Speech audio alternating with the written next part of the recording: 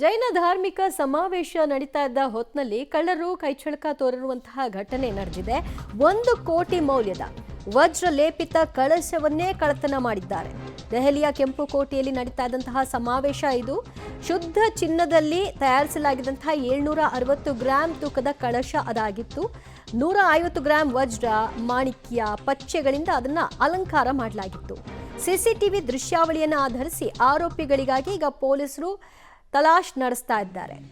ಹೇಗೆ ಅವರ ಆಗಮನ ಆಗುತ್ತೆ ಅನ್ನೋದಕ್ಕೆ ಸಂಬಂಧಪಟ್ಟ ಹಾಗೆ ಸಿಸಿಟಿವಿ ಫುಟೇಜ್ಗಳು ಕೂಡ ಇದೆ. ಆ ಕಳಶವನ್ನೇ ಹೊತ್ತು ಸಾಗಿದ್ದಾರೆ. 1 ಕೋಟಿ ಮೌಲ್ಯದ ವಜ್ರ ಲೇಪಿತ ಕಳಶ ಅದು.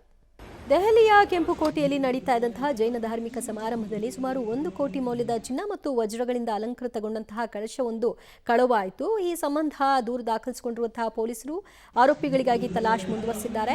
ಕಳ್ಳತನವಾದಂತಹ ಕಳಶ ಸುಮಾರು 760 ಗ್ರಾಂ ತೂಗುತ್ತೆ ಮತ್ತು ಶುದ್ಧ ಚಿನ್ನದಿಂದ ಮಾಡಲ್ಪಟ್ಟಿದೆ. ಸುಮಾರು 150 ಗ್ರಾಂ ವಜ್ರ, ಮಾಣಿಕ್ಯ ಮತ್ತು ಪಚ್ಚಿಯನ್ನು ಕೂಡ ಅಲಂಕಾರಕ್ಕೆ ಕಳಶದಲ್ಲಿ ಬಳಕೆ ಮಾಡಿದ್ದಾರೆ.